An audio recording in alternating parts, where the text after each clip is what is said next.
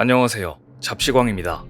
나토 동맹국 중 방위비를 내지 않는 나라가 러시아의 공격을 받는다면 공격하도록 놔두겠다. 러시아의 무력 사용을 격려하겠다. 돈을 내지 않는 체납자는 보호하지 않겠다. 트럼프 전 대통령의 이 말 한마디에 유럽이 흔들리고 있습니다.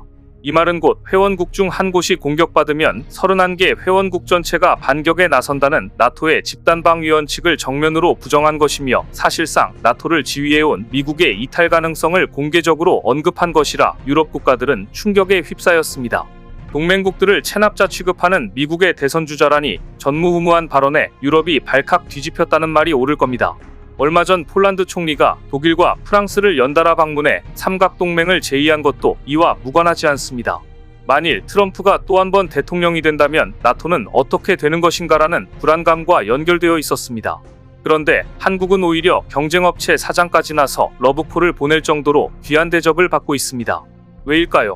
오늘은 유럽이 한국을 눈여겨보는 이유와 앞으로 한국 방산이 나토의 무기고를 채울 가능성에 대해 자세히 전해드립니다. 트럼프 전 대통령은 자신의 발언으로 인해 유럽이 발칵 뒤집힌 걸 알면서도 SNS를 통해 극단적인 발언을 이어갔습니다. 지금은 돈을 내야 한다고 말하는 사람이 없어서 나토가 돈을 내지 않고 있다며 바이든 행정부를 비판한 겁니다. 트럼프는 이미 대통령 재임 시절부터 나토에게 방위비를 분담하라고 요구했고 미국의 나토 탈퇴까지 거론했던 인물입니다.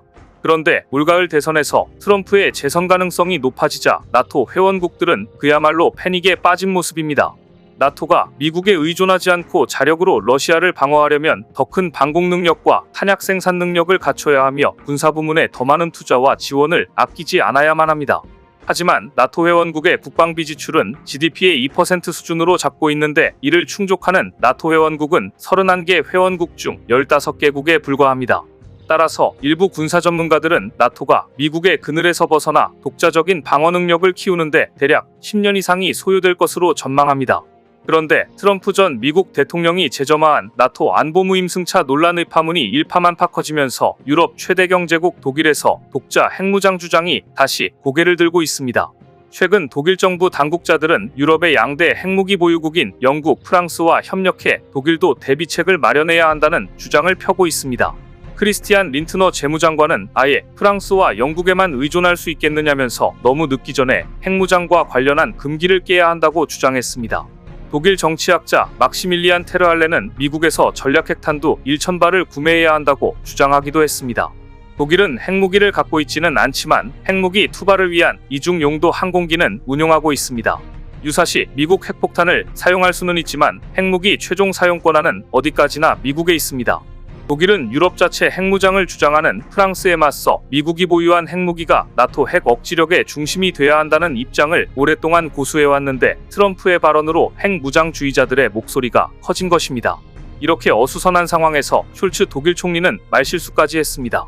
러시아 전쟁이 3년째로 접어들며 서방의 피로감이 커지고 있는 시점에서 우크라이나는 대반격을 앞두고 지난해 5월 독일의 타우러스를 지원해달라고 요청했으나 숄츠 총리는 야권은 물론 신호등 연립정부의 찬성 의견에도 불구하고 확전 우려를 이유로 1년 가까이 타우러스 지원을 거부하고 있습니다.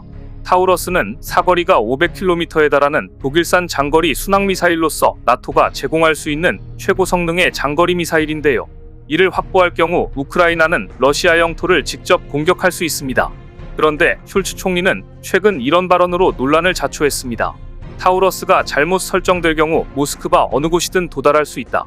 영국과 프랑스가 표적 조절을 위해 하는 일을 독일은 할 수 없다. 시스템을 다뤄본 사람은 누구나 한다. 이 발언은 자칫 영국과 프랑스가 이미 우크라이나에 지원한 장거리 미사일 스톰 섀도우 스칼프 운용을 위해 자국군을 전장에 배치했다고 해석될 여지가 있는 발언이었습니다. 미국과 유럽을 위시한 서방 국가들은 무기와 자금은 지원해도 러시아와의 직접적인 충돌을 피하기 위해 파병은 하지 않는다는 공식 입장을 견지해왔습니다. 그런데 숄츠 총리의 이 같은 발언은 서방의 우크라이나 파병을 열어놓는 듯한 발언이라 기밀 유출에 해당하는 것이었습니다. 깜짝 놀란 영국은 즉각 부인했습니다. 스톰 섀도우 운용과 표적 설정은 우크라이나 공군이 할 일이라면서 숄츠 총리의 행동은 유럽의 안보에 관한 한 그가 잘못된 시기에 잘못된 자리에 있는 잘못된 사람임을 보여주는 것이라고 꼬집었습니다. 입조심하란 이야기입니다.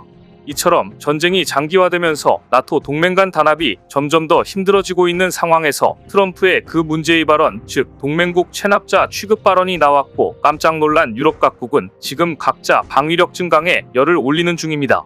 그래서 더욱더 한국에 러브콜을 보내는 국가들이 늘었는데요. 2023년 대한민국 방산기업들은 총 18조 원의 수출 계약을 달성했습니다. 주목할 점은 2022년에는 폴란드를 중심으로 4개국에 머물러 있던 수출 지역이 2023년에는 아랍에미리트, 사우디, 핀란드, 에스토니아, 노르웨이 등 중동과 유럽 지역까지 확대되었다는 점입니다. 또한 주요 수출 무기 체계도 6개에서 12개로 아주 다양해졌습니다. 한국은 이제 2027년까지 방산 수출 30조 원을 목표로 하고 있습니다.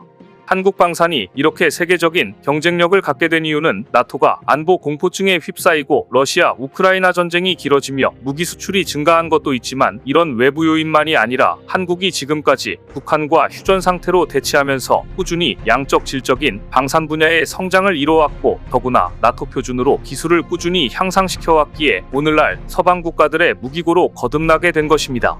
무엇보다 유럽에서 독일과 프랑스의 방산 설비가 멈춘 것과는 대조적으로 한국은 빠르게 납기를 맞출 수 있는 나라인데 세계에서 거의 유일한 나라라는 평가를 받고 있습니다. 하지만 만일 트럼프 전 대통령이 재집권한다면 미국 우선주의로 인한 불똥이 한국에도 튈 가능성이 높습니다. 주한미군 분담금을 어처구니 없이 높게 부를 가능성도 있기 때문입니다. 그래서 한국은 미국과 한미 방위비 협상을 서둘러 혹시 모를 피해를 최소화하기 위해 발로 뛰고 있습니다. 한국과 미국은 2026년부터 적용되는 제12차 한미 방위비 분담 특별협정 협상대표를 각각 임명했습니다.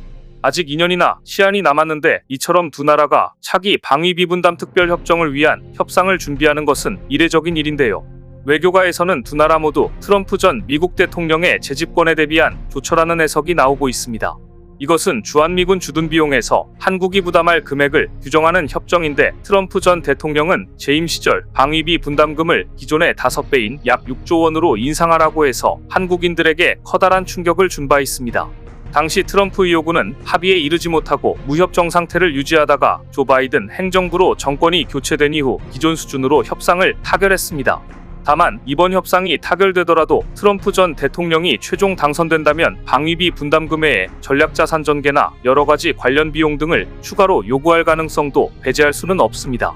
미국 연방대법원이 지난 4일 공화당 유력 대선주자인 트럼프 전 미국 대통령의 출마 자격 유지를 결정했다는 소식이 세계에 타전되자 각국은 울 것이 왔다는 분위기였습니다. 미 대법원은 이날 트럼프 전 대통령의 출마 자격을 박탈한 콜로라도주 대법원 판결을 만장일치로 뒤집었습니다. 이제 법적 장애물까지 제거한 트럼프는 백악관 복귀를 위한 날개를 달게 됐다는 것이 대다수 정치평론가들의 의견입니다. 지금 세계 각국은 트럼프가 대권을 쥔다면 우리는 어떻게 해야 하는가 해법을 찾느라 분주합니다. 그럼 한반도는 어떨까요? 다시 트럼프가 대권을 쥐게 되면 무엇보다 한반도에는 어떤 변화가 오게 될까요? 트럼프의 참모들은 트럼프가 재임 시 한국의 억지력으로 주한미군을 두는 것 또는 일본의 억지력으로 군대를 두는 것에 완강히 반대했다고 회고합니다. 따라서 무엇보다 방위비 분담금 압박이 더욱더 심해질 것이란 것은 대부분의 전문가들이 예상하는 것입니다. 그래서 이참에 방위력 확충을 통한 해구산의 제도화를 서둘러야 한다는 의견까지도 제기되고 있습니다. 일각에서는 유럽의 무기고를 한국이 채워줄 테니 나토와 아시아 동맹들이 한국의 핵 개발을 지지하는 시나리오가 나올 수도 있다고 봅니다. 트럼프 전 대통령이 재선에 성공한다 해도 한국은 경쟁력이 있는 것이 한국은 이제 글로벌 방산 시장에서 무시하지 못하는 방산 강국이 되어 있기 때문입니다. 최근 한국은 K2 전차, K9 자주포, 천무미사일 시스템은 물론이고 비호복합까지 해외 시장의 주목을 받고 있습니다. 비호복합은 한국에서 개발한 30mm 자주대공포 비호와 휴대용 지대공 유도무기인 신궁을 결합한 복합 대공화기입니다. 비호복합은 높은 명중률을 자랑하며 적과 아군을 구별하는 피하 식별 능력이 뛰어납니다. 또한 자주대공포와 유도무기를 결합해 포 시스템과 미사일 시스템의 강점을 극대화했습니다. 또한 105mm 곡사포를 활용한 한국의 무기체계도 해외의 시선을 모으고 있습니다. 이 포는 155mm 포보다는 약하지만 빠른 발사 속도를 가지고 있어 근거리 전투에서 게릴라들을 제압할 때 유용하기 때문입니다. 이처럼 누가 미국의 대통령이 되든 방산무기 경쟁력을 갖춘 한국은 어이없이 끌려다니기만 하지는 않을 것입니다. 오늘 준비한 소식은 여기까지입니다. 댓글을 통한 여러분들의 많은 의견 기다리겠습니다. 시청해주셔서 감사합니다.